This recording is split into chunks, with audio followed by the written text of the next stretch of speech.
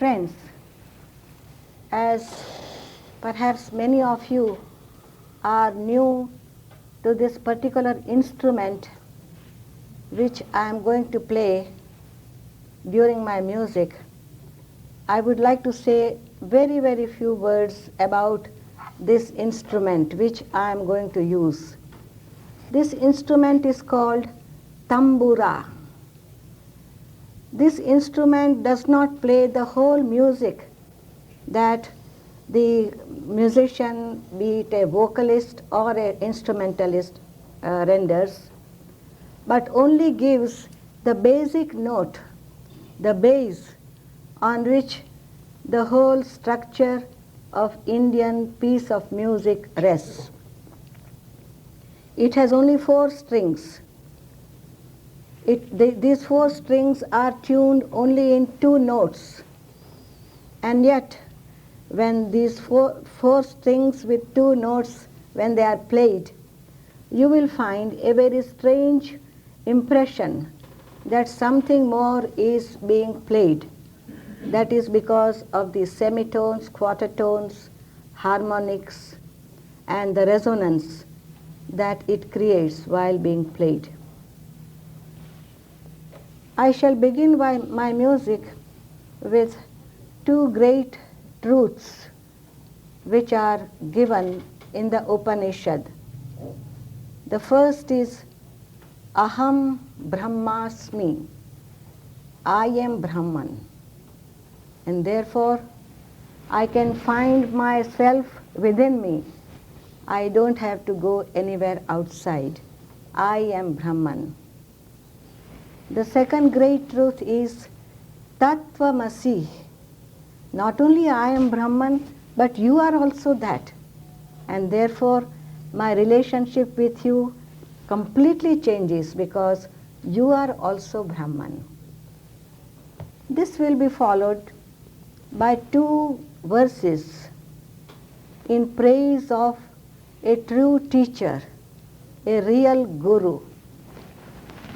A guru is one who helps the disciple to remove the veil of ignorance, who helps him to open the eyes.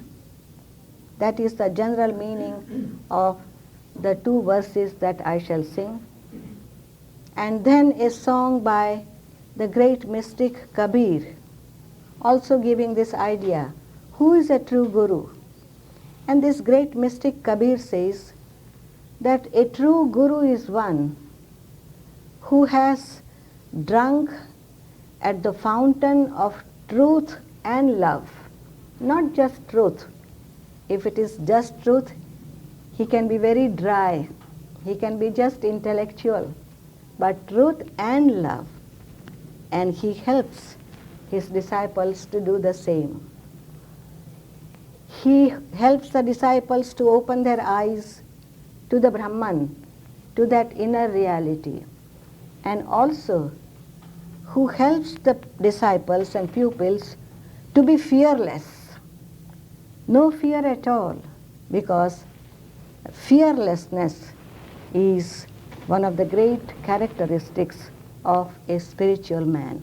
And also, he helps the pupils to have a right attitude towards the experiences of pain and pleasure, suffering and happiness, because that is the part of life of everyone, that there is either suffering or happiness. But if we can have right attitude, then everything changes in our life. This is the general meaning of the song, the verses, and the great truths of Upanishad, Aham Brahmasmi Tattvamasi.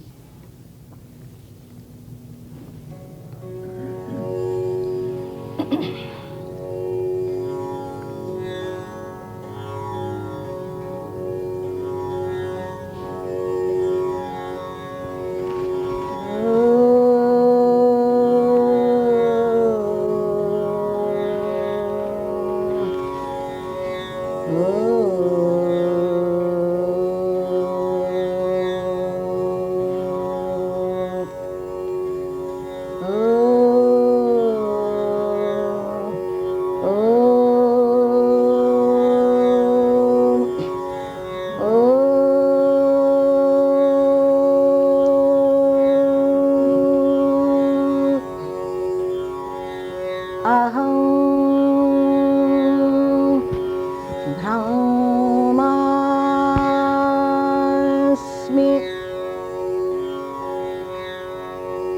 अहं ब्रह्मास्मि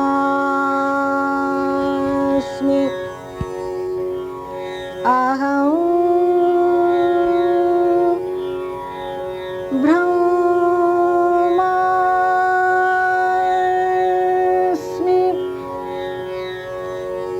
तत्त्वमसि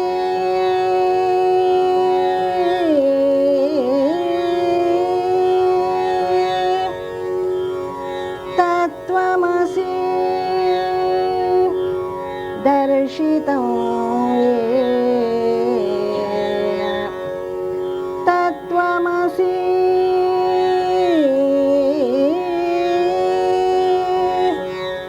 तत्त्वमसि दर्शितं येन तस्मै श्री गुरवे नमः। अज्ञानतिमिरान्धस्य ज्ञानाञ्जनशलाकया चक्षुरुन्मीलितं येन तस्मै श्री गुरवे नमः। ब्रह्मानन्दं परमसुखदं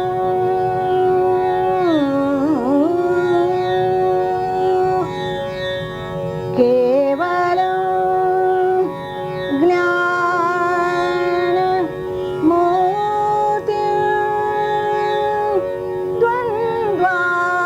द्वन्द्वातीतं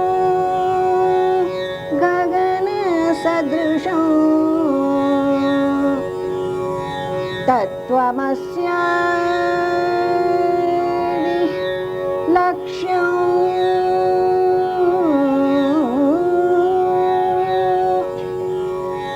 एकं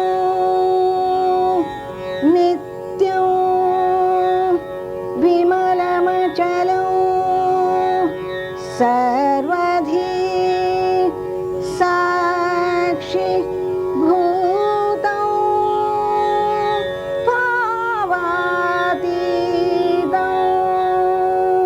त्रिगुणरहितं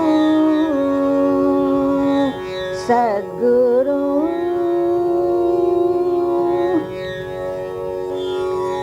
तं नमामि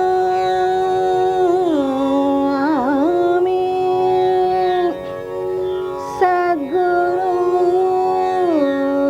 तं नमामि सद्गुरु तं नमामि। साधो साधो साधो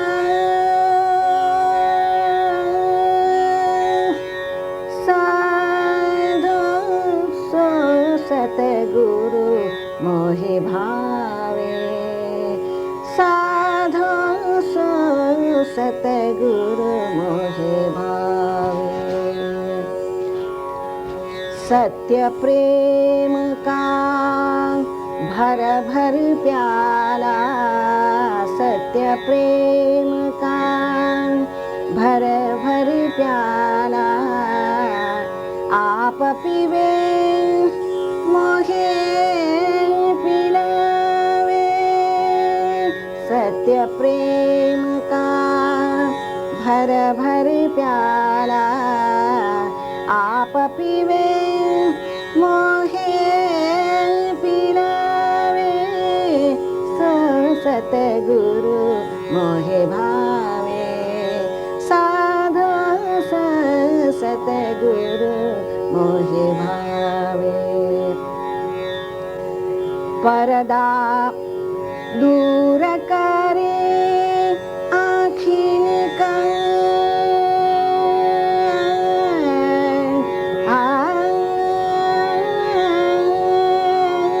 परदा दूर करे आँखिन का, ब्रह्म दरस दिखलावे।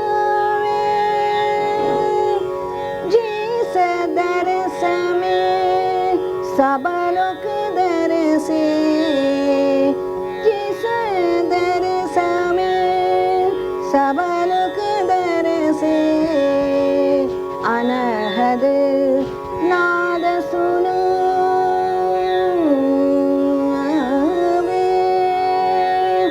अनहद नाद सुनावे। साधो सो सतगुरु मोहे भावे, साधो सो सतगुरु मोहे भावे। एक ही सब सुख दुख दिखलावे, कहीं सब सुख दुख दिखलावे, कहीं सब सुख दुख दिखलावे। शब्द में सूरत समावे, एक ही सब सुख दुख दिखलावे। शब्द में सूरत समावे, कहे कबीर ताको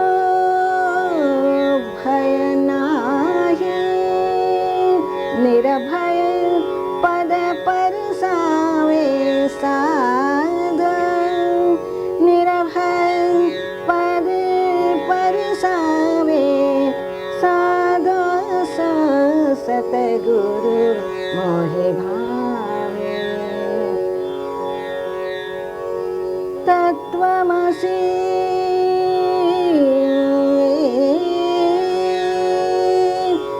तत्त्वमसि दर्शितं येन, तस्मै श्री गुरवे नमः। अहं ब्रह्मास्मि, अहं ब्रह्मास्मि,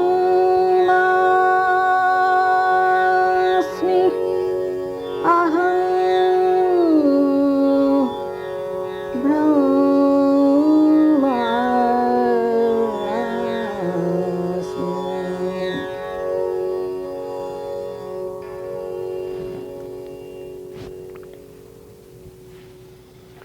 Friends, we are going to consider, of course very briefly, the vast and the profound subject of meditation. It is very vast. It has enormous depths. But as I said, we will be able to consider very briefly some of the aspects of meditation. Meditation is very much in the air today, just as yoga is.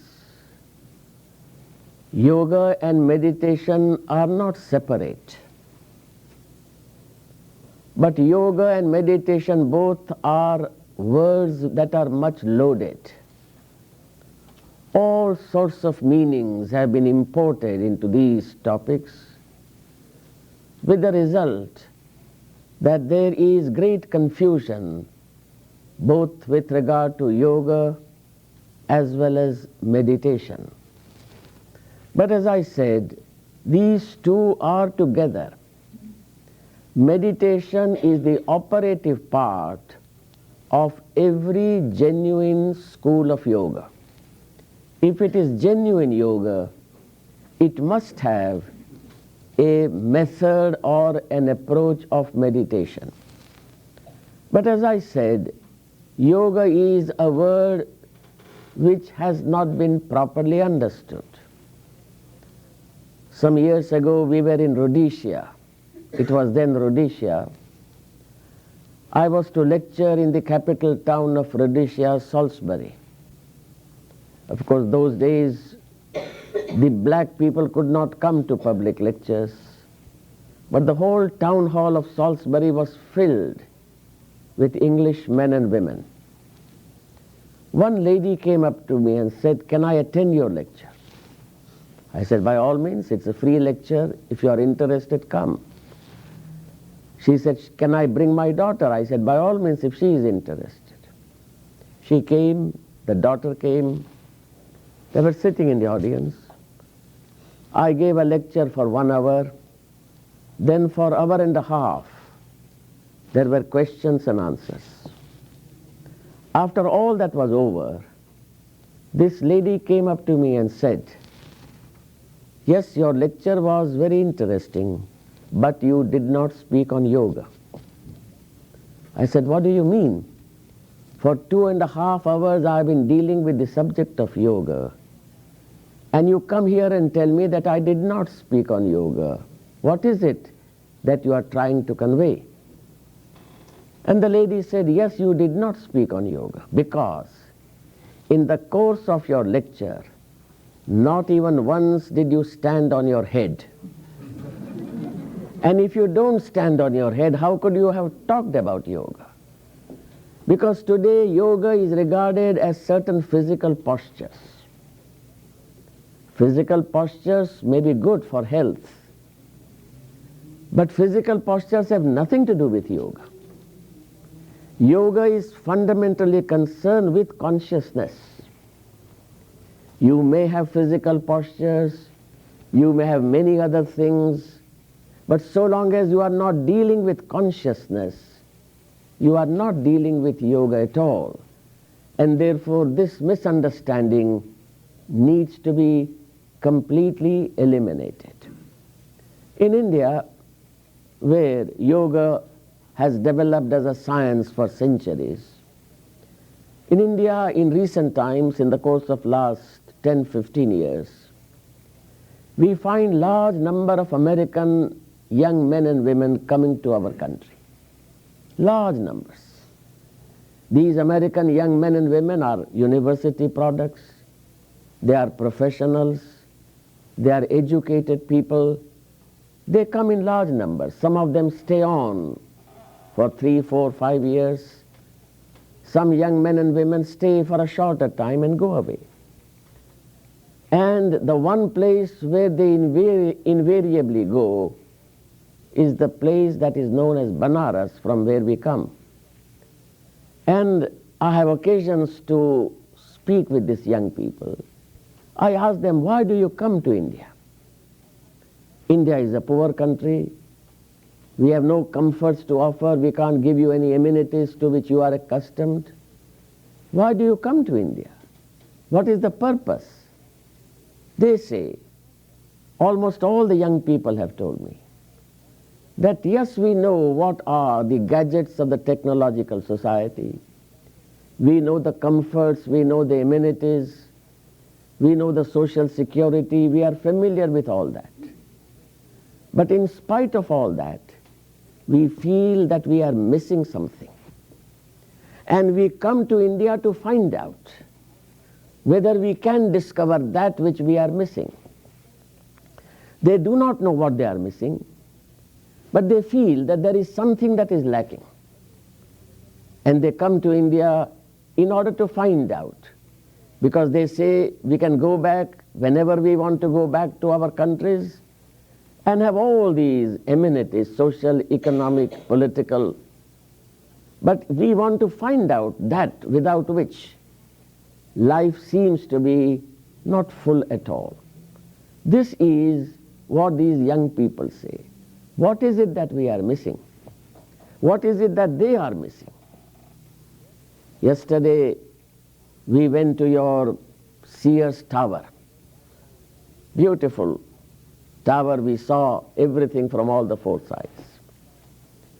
And somebody who was using the public communication system went on saying that Chicago has something mysterious. If you don't discover that something mysterious, you have not come to Chicago.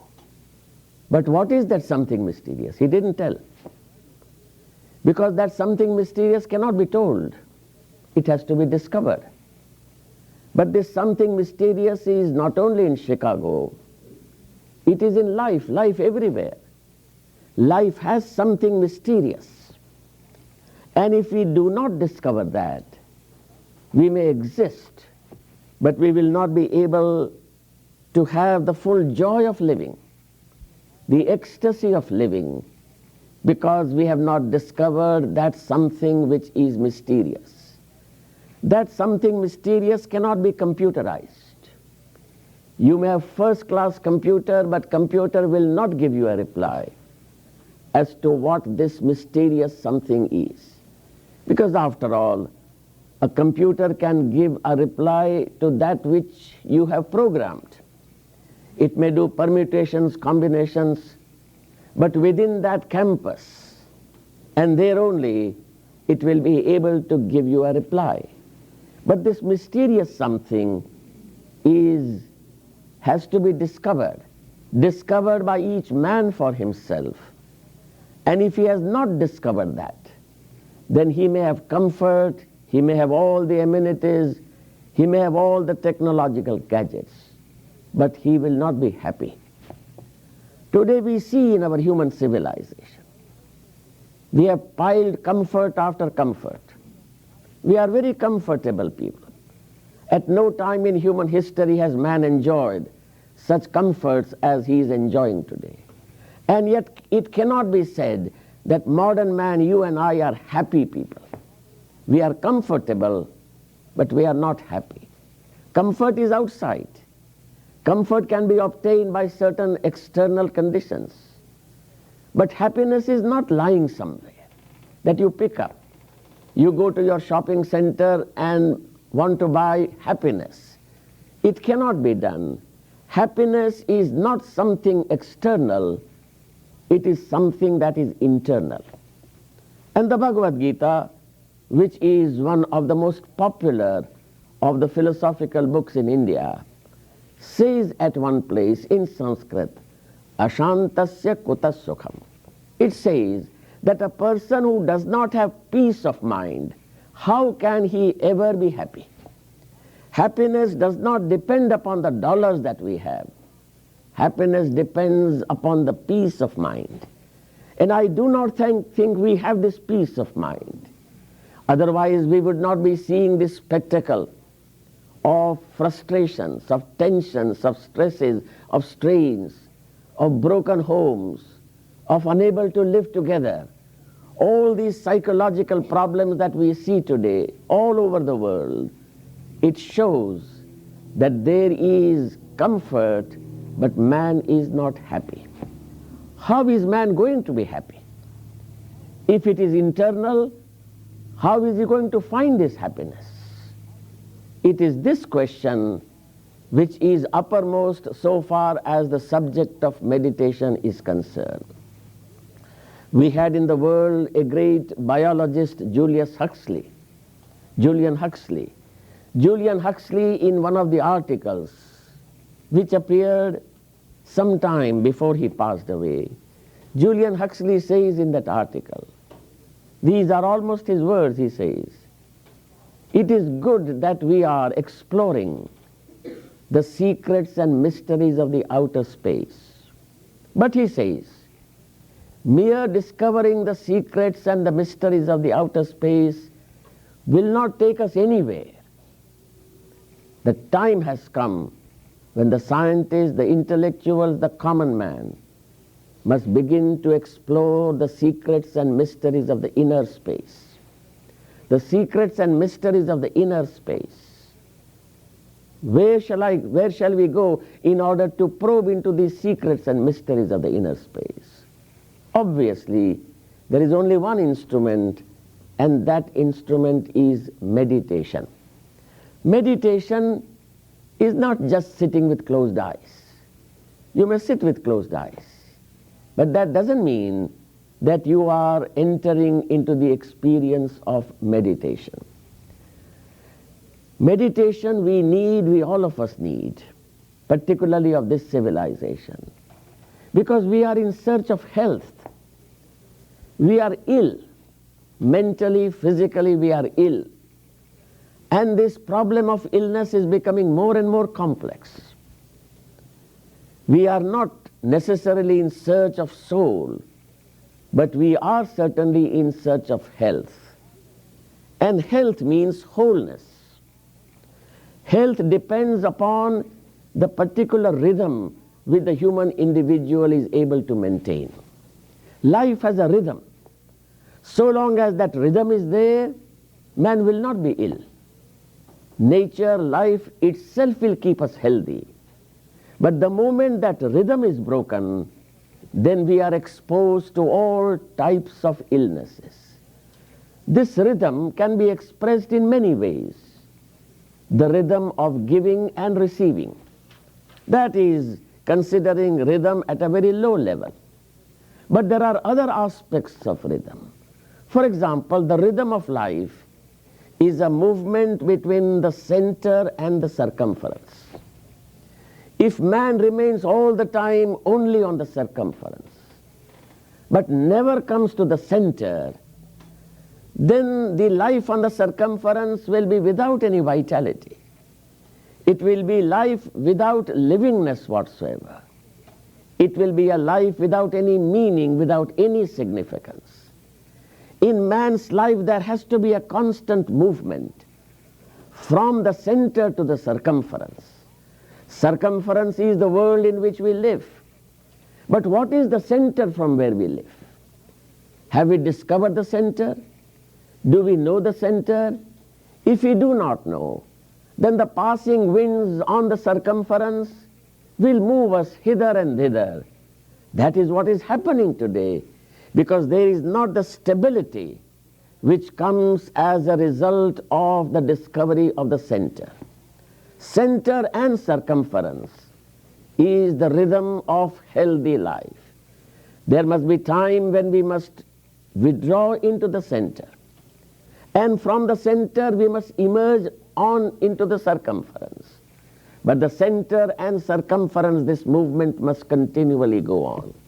Or, to put it differently, life has a rhythm where there is a movement between time and timeless. Time and timeless are the 2 points between which life moves. Time is our ordinary experience.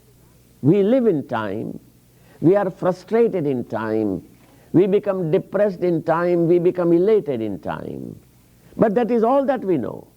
We know only the time. We do not know that which is the timeless experience. Very often people say, oh, I meditate for half an hour. And somebody says, no, I meditate for 40 minutes. And somebody says, I meditate for 50 minutes. All this is completely wrong.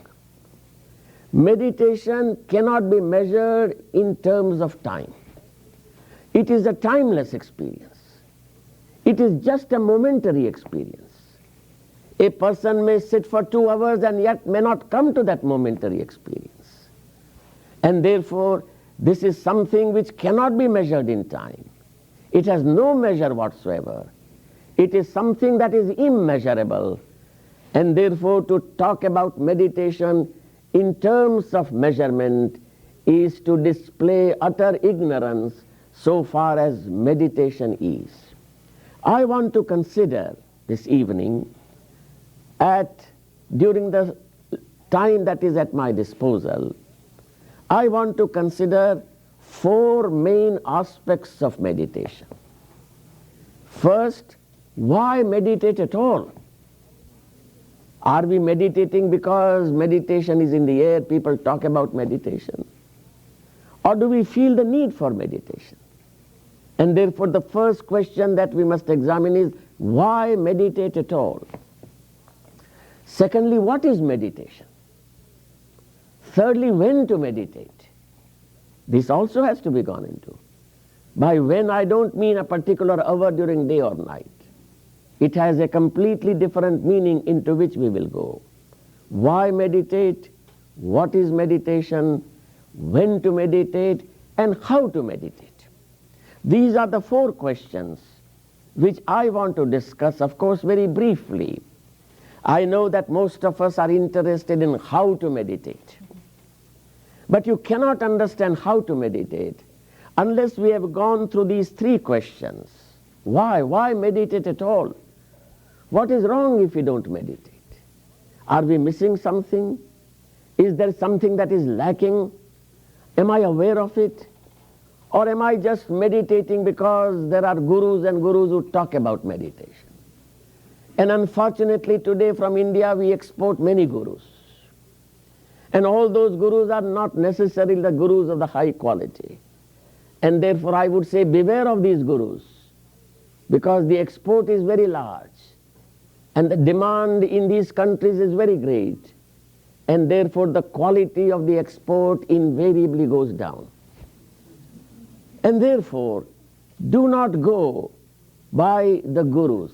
Meditation is a self-initiated process. Remember, it is a process. It is not an isolated event. I'm going to meditate for 15 minutes, half an hour in the morning or at night. You cannot isolate. It's a process. There must be a systems approach, as the scientists talk about. There must be a systems approach so far as meditation is concerned, because it is a process. And that process needs to be understood. In that process, there may be moments when you sit quietly for half an hour or 15 minutes or whatever may be the time. But it must be a part of that process. And it is that process which demands consideration of these 4 questions which I have placed before you. Why meditate? Do we feel that there is something which we are missing? Do we feel that we have lost contact with the center of life? Do we feel, not somebody has said, but do we feel it? If we don't feel, then to go into meditation will be absolutely useless. Then we will move from meditation to meditation. We will try different systems of meditation, because we do not really need meditation. If we don't need meditation, it is idle to talk about it, idler still to practice that meditation. But to me it seems that as intelligent men and women, we must be aware of something that is missing in our life, something that has gone away, something that does not give us the necessary vitality. Today, we are in the midst of an energy crisis.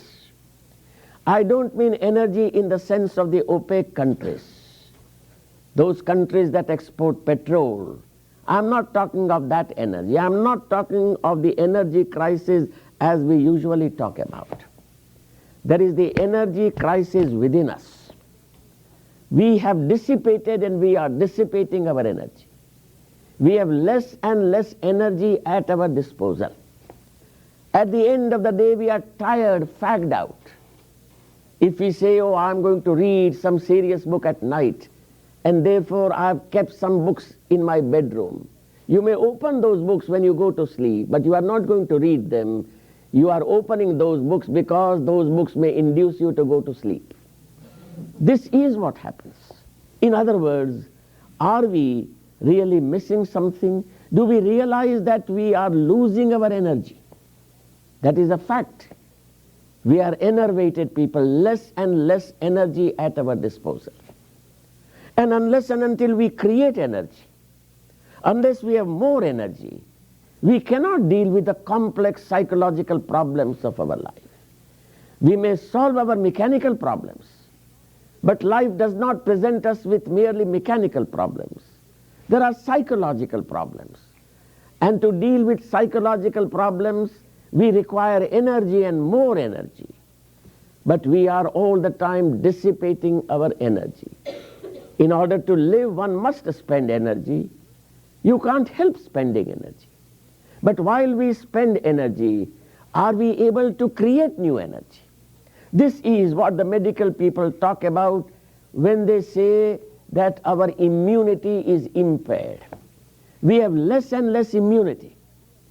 And as we go on, our immunity is becoming still more impaired. And we take drugs after drugs, which do not help us to replace energy. On the contrary, they contribute to greater and greater dissipation of energy. From where are we going to find this energy? Remember, in this whole subject of meditation, there are three things which must be clearly understood. One is the brain, the other is the mind, and the third is the consciousness. These three are not identical. The brain is not identical with the mind. The mind is not identical with consciousness. These three have to be understood, because while they are separate, they are very, very much interrelated. The brain is the physical organ, and it is through brain that we are able to bring about adjustments to changing physical conditions of life. It is said by scientists that there was a time when there were giant creatures like dinosaurs, giant creatures, mighty creatures, and they lorded the earth. And supposing they had called a conference of dinosaurs. Of course, such a conference can't take place in this hall because they were giant creatures. Supposing they were discussing the question, what is the future of dinosaurs? Is there any future at all? Then all the dinosaurs must have said, of course we have future, because there are no creatures as mighty as we are. And so we have future, assured future, for centuries and centuries and centuries. But look at the evolutionary history. Turn the next page after the page that covers the dinosaur age. Turn the next page, next chapter, and you find that the dinosaurs have been wiped away. They are no longer there. Tiny creatures have taken the place of dinosaurs. Why? It is said that while the dinosaurs had mighty bodies, strong bodies, sturdy creatures, they had very small brains. And because the small brain did not have the necessary capacity, they could not adjust themselves to the changing geological conditions of life. They could not. And because they could not, nature wiped them away. Remember, this is the question to which man is exposed today. Will man be able to survive? The survival of man. I'm not talking of survival in the sense of war or no war. We are not concerned with that. We are concerned with the deeper aspect of survival. Will man be able to survive? And the scientists tell us today that we are using only 1/10 of the brain. The 90% of the brain is not used at all. We are functioning with only 10% of the brain capacity. This was all right, so long as we were living in an age where the tempo of life was very slow, where everything moved very, very slowly. It was all right, because we had plenty of time, the brain had plenty of time to bring about adjustment. But that is not the case today. We are living in a world of fast tempo, living a life which is faster and more fast. We are going with a faster and faster speed. That is the characteristic of this civilization. The question is, will this brain with a small capacity, 10% of the brain capacity, will that brain be able to help us to adjust ourselves to the fast-moving conditions of life? Look at what has happened after the Second World War. After the Second World War, such changes have taken place. And the changes are taking place more and more. And it is very difficult for us to keep pace with the changes that are taking place. We talk of the generation gap, that there is a generation gap everywhere. It is not that generation gap has not been in earlier times. Always there has been a generation gap. But the earlier generation gaps could be filled. The generation gap of today we cannot fill, because there is no common factor between the two generations. There is nothing that can link the two generations. And therefore it is becoming more and more difficult for the older generation to understand the behavior, the language, the mannerisms, the customs of the new generation. This is a fact. This fact is to be seen not merely in the West, it is to be seen in the East also. The generation gap. Why? Because the mind that we have is a small mind. It has not the full capacity. And that small mind was valid when we were living in an age of tempo which was slow. But today, in the fast tempo of life, this brain cannot serve us. And therefore the survival of man has to be considered from that standpoint. I am not considering from the standpoint of the two big powers whether they are going to go at war or not. No big powers are going to go at war, you can be rest assured. Nobody is going to go at war. But the fundamental difficulty is, will man be able to survive? You and I, shall we be able to survive? This is the question of questions. Can the brain capacity be increased? That is the question. The dinosaurs did not have that capacity. Man has that capacity. You and I can increase the brain potential. The brain capacity can be increased. That is within our power. That is the subject matter with which yoga and meditation are fundamentally concerned. We live in a computer age, but the scientists tell us that even though brain is like a computer, there is no computer like the brain. Although brain is like a computer, there is no computer like the brain. The computers with which we have become familiar are the binary computers, yes and no. They need certain programming, you program and the computer answers. But the brain is a tremendously powerful computer. It is known as a biocomputer, not functioning on the binary principle of this or that, but it functions on a holistic principle. That is the great capacity of this biocomputer with the brain is. And if we know how to use this brain, if we can give proper program to the brain, then the brain can process it and we shall be able to see marvelous results because of the functioning of this biocomputer. Remember, this is a part of meditation. This is a part of yoga. I will presently come to it as to how the brain potential can be increased by the processes which are involved in meditation and yoga. There is the second instrument, that is the mind. The mind and the brain are not identical. Mind is not an organ, physical organ. The mind obviously is a superphysical organ. And yet it has a contact with the brain. It connects the brain. It links itself up with the brain. But nevertheless, it has its own activity. It is a completely different activity, although interrelated with the brain. The mind, once again, is not consciousness. Mind is a function of consciousness, one of the many functions of consciousness. Consciousness has many, many functions, but the mind is one of the functions of consciousness. I am not going to dilate upon this particular point, but I just want you to note that consciousness, mind and brain, they have to be considered separately if we are to understand the science of meditation. Because meditation is a veritable science. But in that science, we must understand these three aspects of the brain, the mind and the consciousness. In the 19th century, our intellectuals and scientists particularly were discussing the question of mind and matter. What is mind? What is matter? A young man went up to a scientist and said, "Sir, please tell me what is mind?" And this professor said, "It does not matter." The young man said to the professor, "Sir, what is matter?"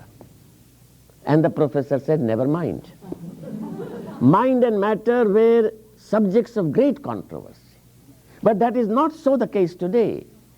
Today, thanks to the advancement of science, mind and matter are no longer regarded as two dual opposite aspects. Mind is affecting the matter. Matter is affecting the mind. There is a close relationship. And therefore many of the problems at the level of the matter can be solved, not merely by dealing with matter, but also understanding the impact of the mind on matter. Mind has tremendous impact.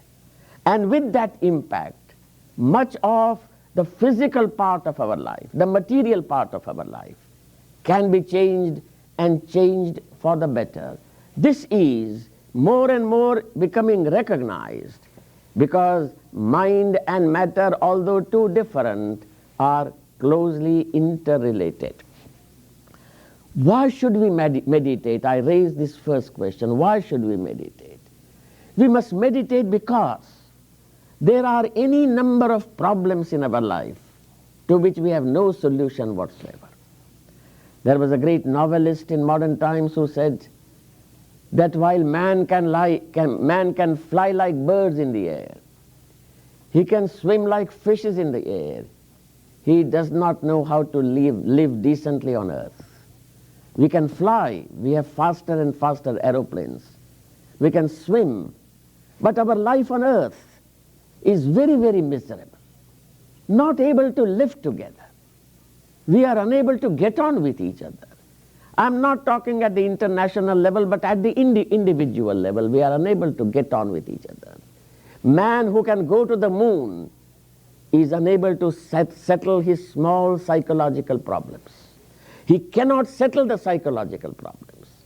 He can operate many, many computers and do mathematical problems.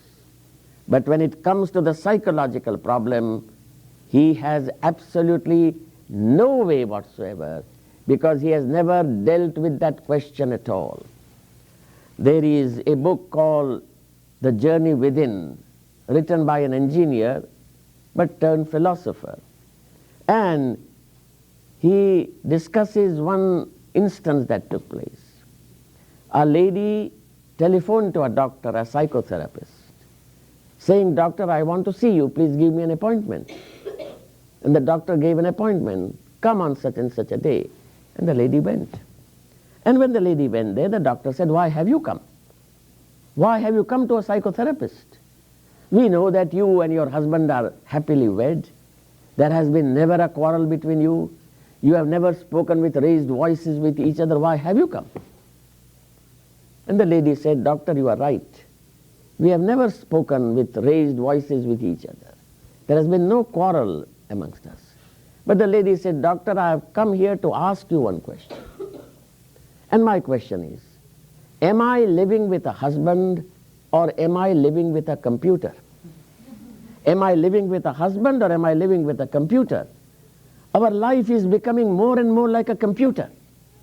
The quality of the heart, the quality of love, the quality of affection, the quality that we call the emotional quality seems to be disappearing, so that we are in this mechanistic age becoming more and more like machines.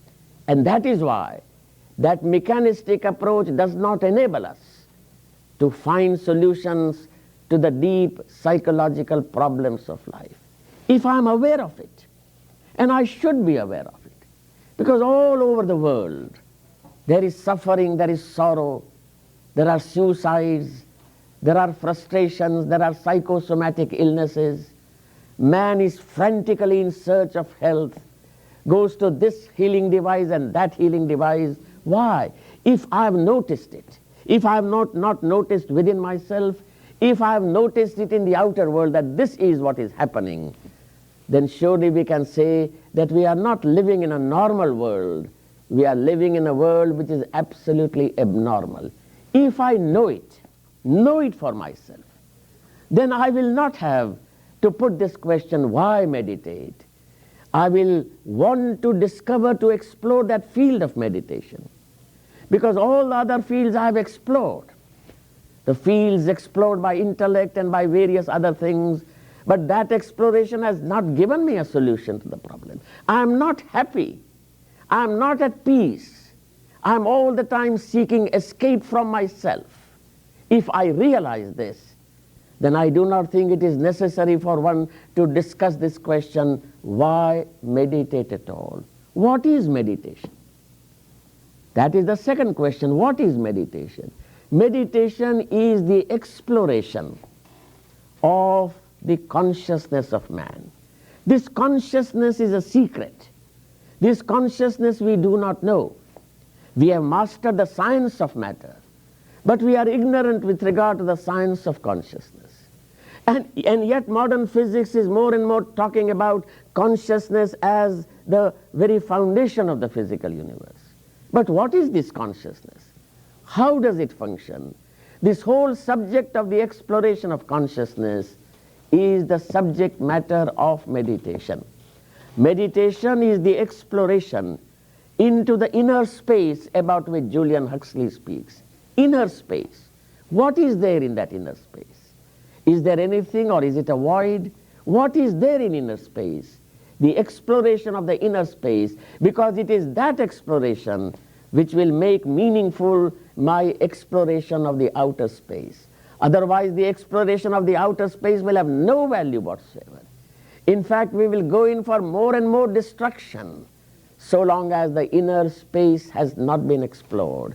And meditation is the process by which the inner space can be explored. I do not want to enlarge upon these two questions, because the other two questions are more important, I am sure, so far as the subject of meditation is concerned. When to meditate? It's a very strange question. When to meditate? Does meditation require any preparation? Yes, it does require any preparation. And what is that preparation that is required? Meditation is the exploration into inner space. This exploration requires tremendous energy. And unless and until I know the secret of creating more energy, I will not be able to go into the exploration of the inner space. It demands energy. From where does energy come? Ordinarily we know the electrical energy comes when the two poles meet. When the negative and the positive pole meet, then the energy is created. This is exactly the same thing so far as energy in consciousness is concerned. The positive and the negative poles must meet. The masculine and the feminine aspect of consciousness must meet. Today, people are talking of yang and yin. The scientific writers are talking of yang and yin. If you go to Capra's book, The Tao of Physics, he has a chapter on yang and yin. Yang and yin are the masculine and feminine classification in Chinese philosophy.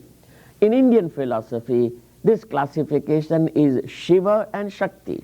Shiva and Shakti are the two classifications so far as this phenomenon of the masculine and feminine aspects is concerned.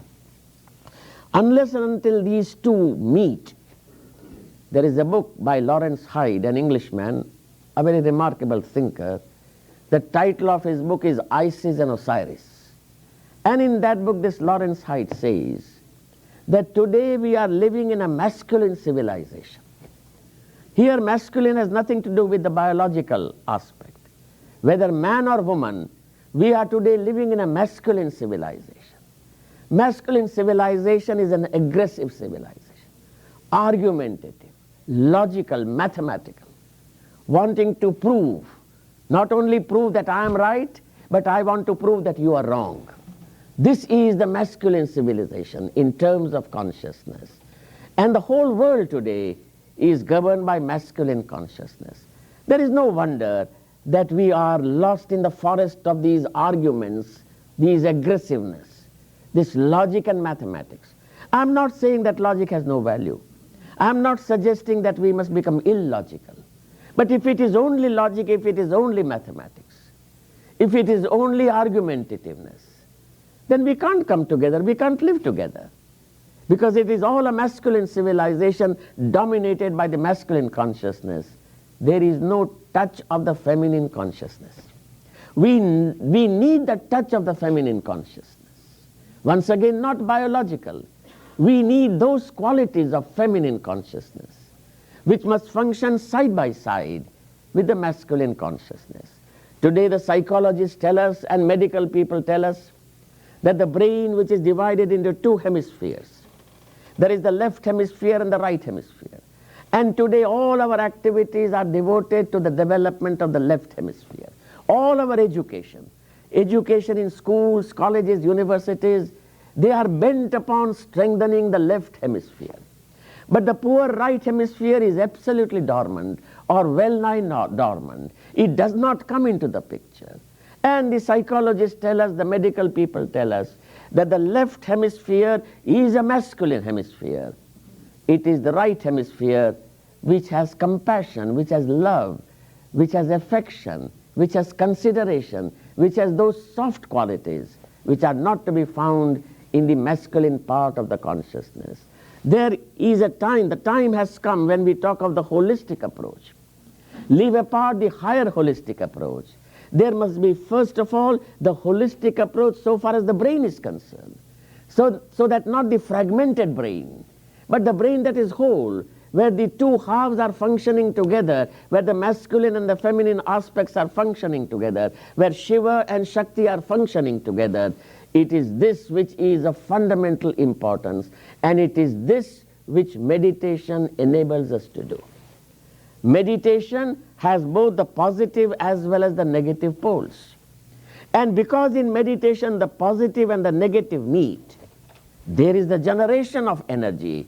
We need this energy, and that is why meditation has become very, very important. When to meditate? We can meditate only when there has taken place certain withdrawal. Withdrawal. I don't say renunciation, I don't say running away. I am not talking of the philosophy of escapism, but there must be a few moments during the day when we withdraw. When we withdraw from active involvement. Just go within ourselves.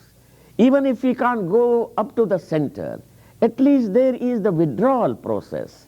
This withdrawal process is very, very necessary. Arnold Toynbee, who was one of the greatest historians of our time, he has written 6 volumes of human history. If you turn to the 6th volume, the last volume, Arnold Toynbee says that whenever there are critical periods in history, he says, I have seen a particular phenomenon invariably coming up. And it is this phenomenon, he says, which has saved humanity from being run over by the crisis. What is this phenomenon? He says this is the phenomenon of withdrawal and return. That there are few people at least who withdraw, try to find out the center of their existence, try to find out what are their values. What are the values that they have determined? What are the values that they are pursuing? This process of withdrawal must be there, and then of course return. Go to the daily activities. But there must be time to withdraw.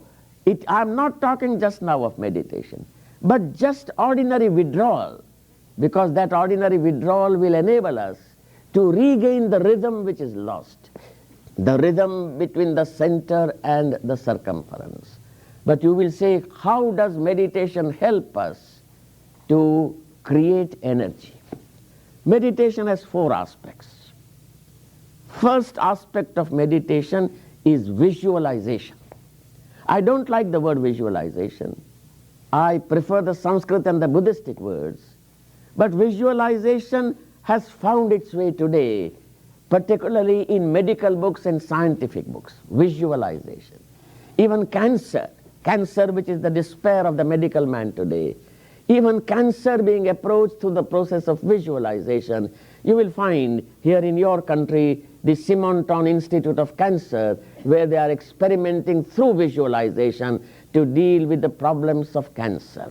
Visualization. But as I said, I don't like the word visualization, because visualization means we are using only the visual sense. While the fact of the matter is that all the 5 senses, because let us confine ourselves to 5 senses. The scientists tell us we have 20 senses. We don't know where the other 15 senses are. But the 5 senses are good enough or bad enough. These 5 senses must be involved in this process of visualization. That is why in Sanskrit language it is known as Kriya Shakti. In Buddhism it is known as Vajrayan. Kriya Shakti. Kriya Shakti has 2 aspects. there is the formative power of thought. Thought has a tremendous formative power. There is the formative power of thought, and there is the directive power of consciousness, Kriya Shakti and Ichha Shakti. If you turn to the book of Madame Blavatsky, who was the founder of the Theosophical Society, she has written a fascinating book, The Secret Doctrine. In The Secret Doctrine, she deals with this subject of Kriya Shakti and Ichha Shakti, the formative power of thought. We have not used this formative power of thought. Thought has tremendous power. By thought forms we can create many, many things.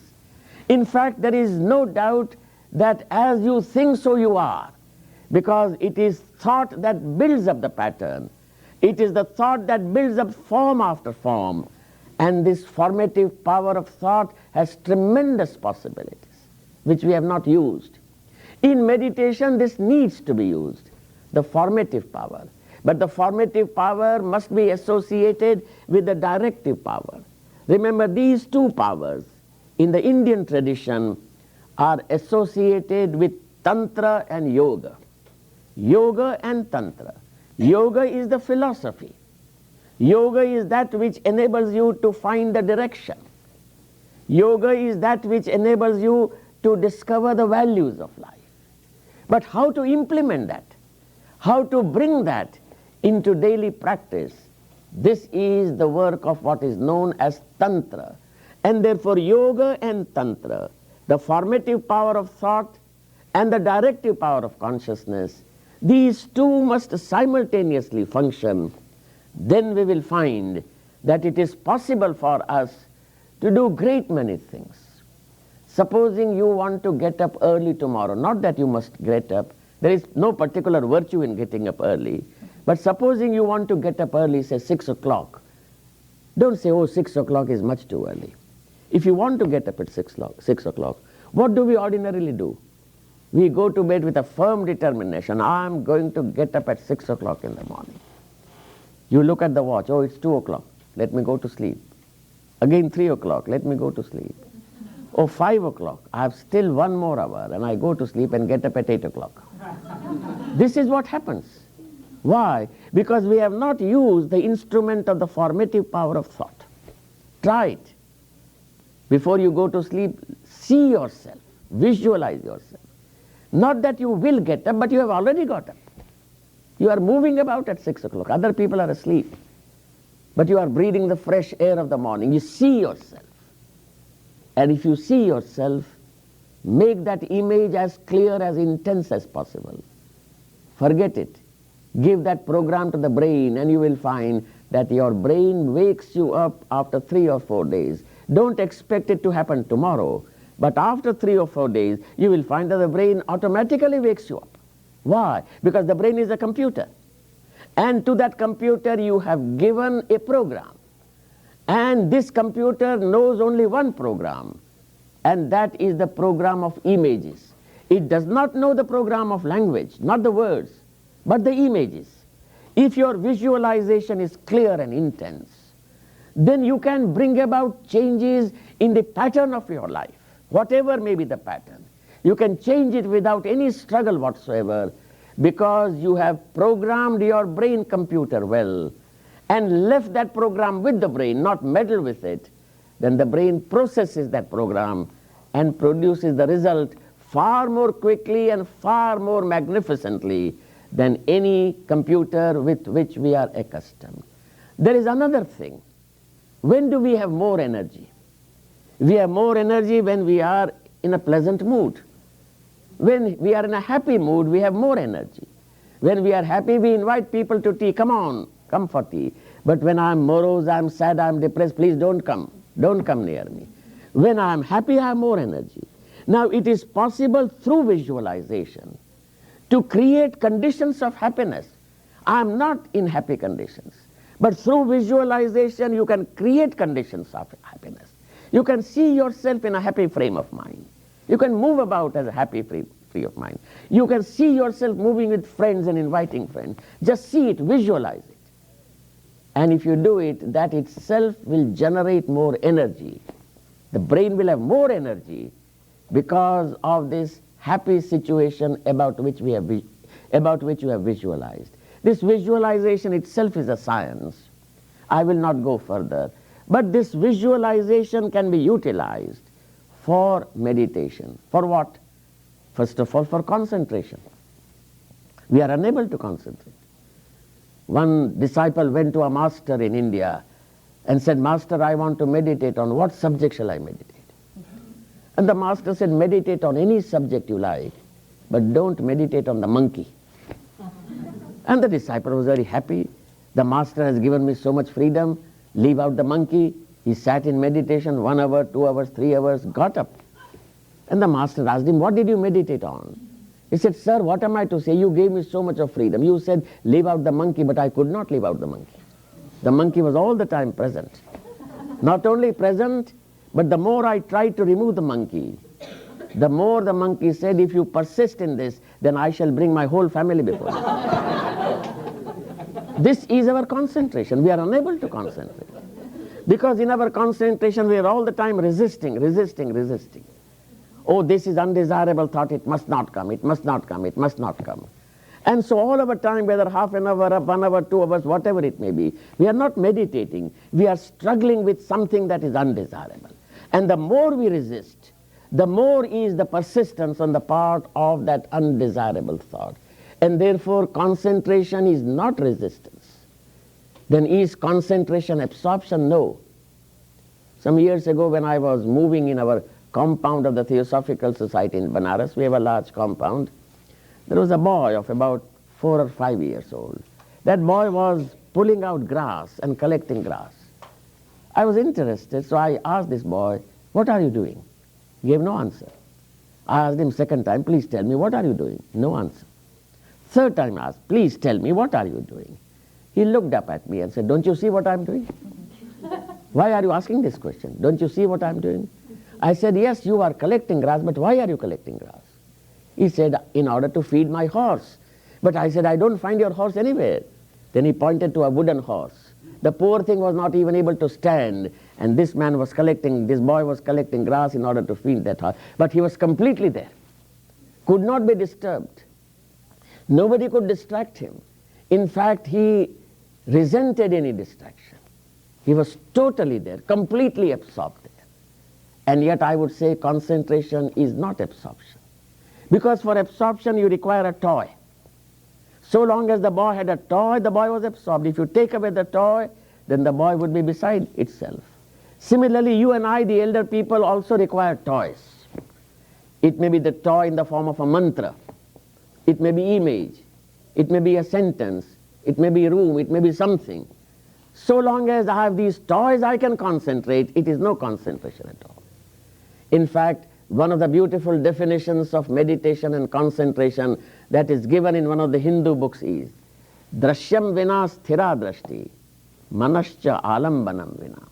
This verse says that I have nothing to see, and yet my perception is absolutely clear, stable, steady. I have nothing to see.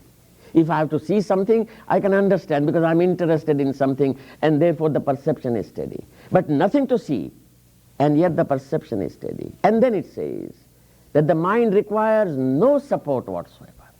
The mind that does not require any support, any crutch, the mind that is completely free and capable of looking after itself, it is this which is the condition of concentration. Remember, concentration is neither resistance nor absorption. But then what is concentration? Professor Ernest Wood, he was a very eminent author in the theosophical circles. In one of his books, he defines what concentration is.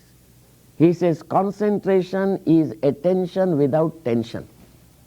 Concentration is attention without tension, no tension whatsoever. But we have tremendous tension. Oh, I want to concentrate. I must close the doors. Please don't come.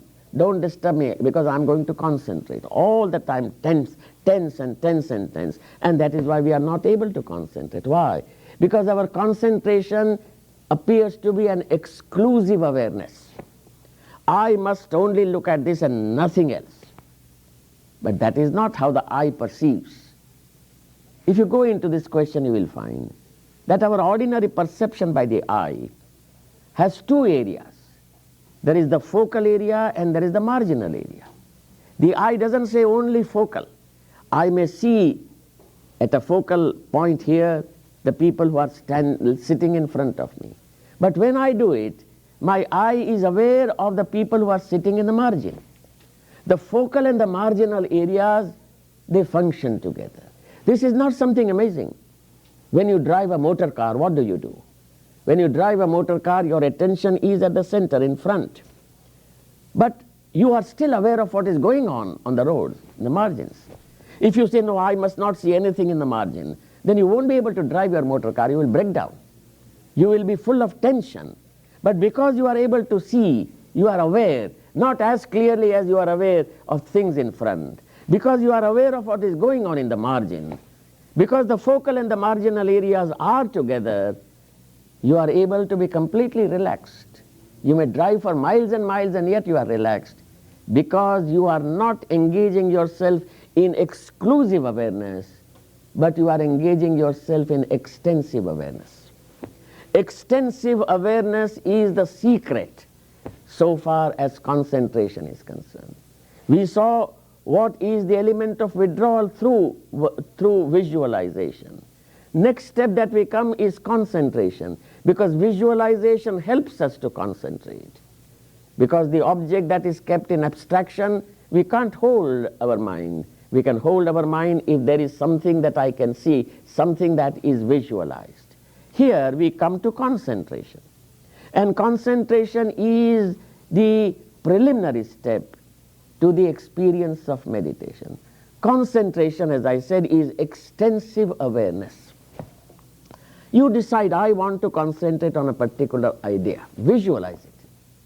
And you tell your mind, you are free to move in the margin.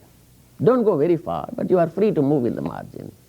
If you allow the mind to move in its own margin, then the mind will say, all right, this is a gentleman's agreement. You go on in the focal area, I will go on in the marginal area. Try it. You will find, like the driving of a motor car, that it is possible for you to keep your attention at the focal point because you have allowed the mind to move in the marginal area. If you do it, do you know what will happen? Immediately, you and your mind will be on friendly terms. Today, we and our minds are not on friendly terms.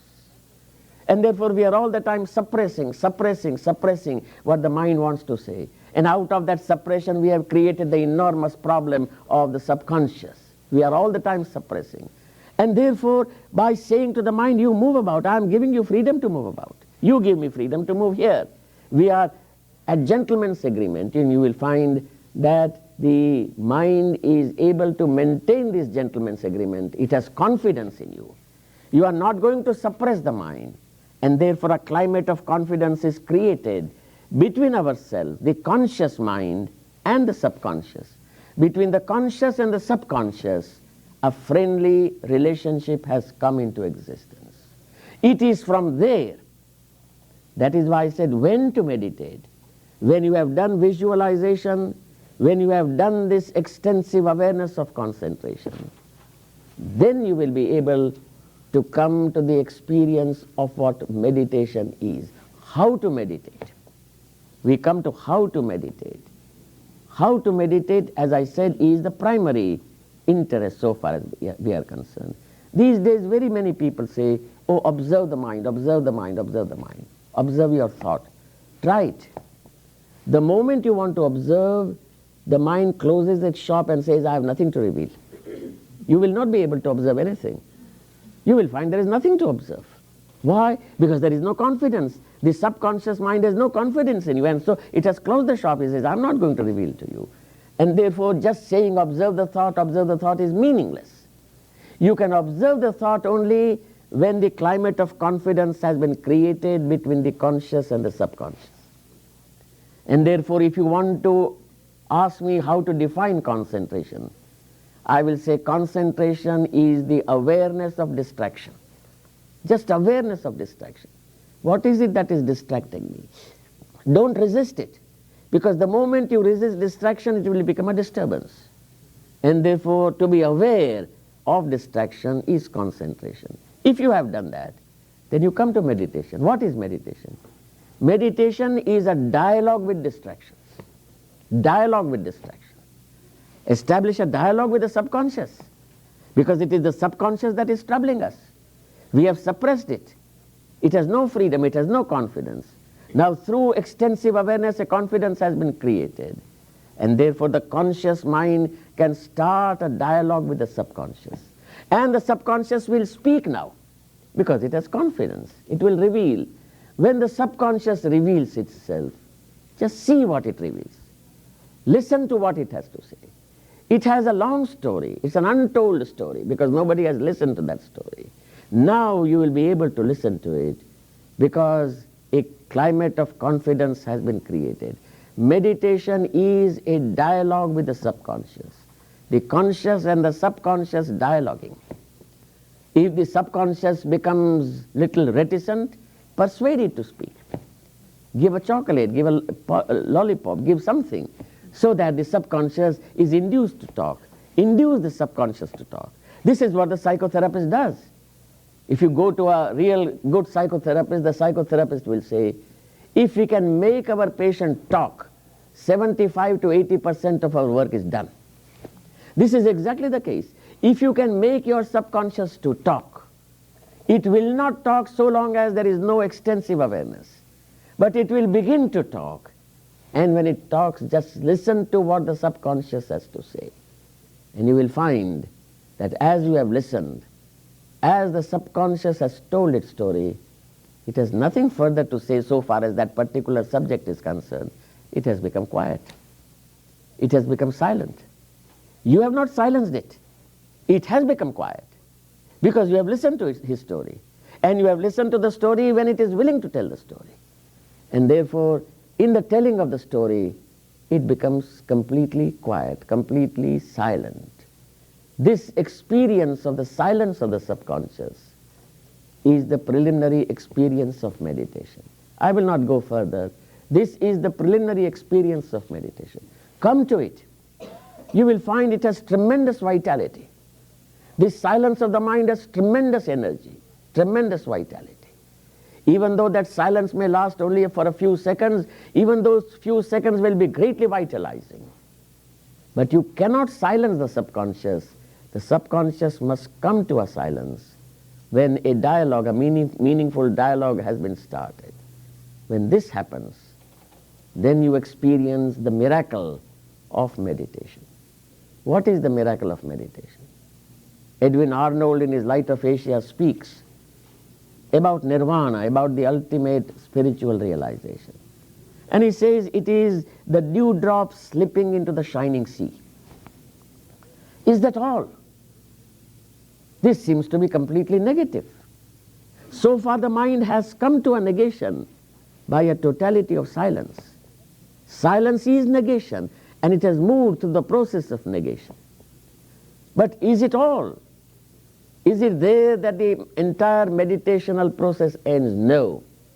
It is there in that total negation of the mind, where the dialogue with the subconscious started and the subconscious has become quiet, silent, in a state of negation. There comes the positive experience. There comes the experience of realization, experience of illumination, experience of an intuitive flash, call it by whatever name you like. It comes there. And it is this, the meeting of the positive and the negative. It is that which generates energy. We can have the generation of energy from day to day. If we have understood the secret of meditation, of a dialogue with the subconscious, listening to it, the subconscious becoming silent, in that negative atmosphere of silence, there comes the positive experience. What is the nature of this positive experience? The nature of the positive experience is that it is true that the dewdrop has slipped into the shining sea. But the great miracle has happened. The entire sea has entered the dewdrop. The entire sea has entered the dewdrop. The tiny individual consciousness has become universalized. The whole universe, as it were, has entered the individual consciousness. because of the space created, because of the total negation of silence, of complete silence. In that complete silence, complete negation, this positive experience of the expansion of consciousness, not merely an extension of consciousness, but expansion of consciousness takes place. The dewdrop slips into the shining sea, but at that moment, the great miracle happens. The entire sea enters the dewdrop. This is meditation. Why? What is meditation? How to meditate? What meditation brings about? When to meditate? How to meditate? And what is the result of this meditation? Every day, day after day, as you come to this experience of the positive and the negative meeting, you will come out of meditation with great ecstasy, with great joy. No problems of tensions. You have known the secret, because you have found the source of energy, inexhaustible source of energy. And you can put yourself in touch with that inexhaustible energy. And therefore, where is illness? Where are frustrations? Where are tensions? Where are stresses and strains? They have disappeared in that very moment of the subconscious becoming silent. And therefore, into that silent, the pouring in of the positive experience. Patanjali says towards the end of his book, Patanjali has written Yoga Aphorisms, the textbook on yoga. He says there is a spiritual experience comes, but when does it come? He says when you do not enter this field of meditation with a money-lender's mentality. No motivation whatsoever. All motivations have ceased. There is a total negation, the total silence. When that total silence is achieved, then he says there takes place the bursting of the cloud of benediction. The grace comes, prasada comes, benediction comes. In the light and in the strength of that benediction, all the problems have been resolved. I can go to that fountainhead of inspiration whenever I like, because I have understood the secret so far as meditation is concerned. I suggest this is necessary. We have only touched upon this subject very briefly, but this is necessary. If you and I are to be healthy people, sane people, intelligent people, looking at life's problems in an intelligent manner, then we must find out this path of meditation, because it is along this path of meditation that we shall find the great miracle happening, that the entire sea enters the tiny dewdrop. The tiny individual consciousness has become vast. It has become universal consciousness. It has become cosmic consciousness. This is meditation, very, very necessary, imperative today, if we are to find our roots, our centers, and establish the rhythm between the center and the circumference. This is the way, the only way where you don't have to depend upon anybody. You can stand on your own feet. You don't require any guru to help you. You can do this whenever you like. In your homes, you can do it. And this will show to you the great miracle, the great ecstasy, the great joy that meditation is able to impart to us in the midst of the daily struggles of human existence. Thank you very much.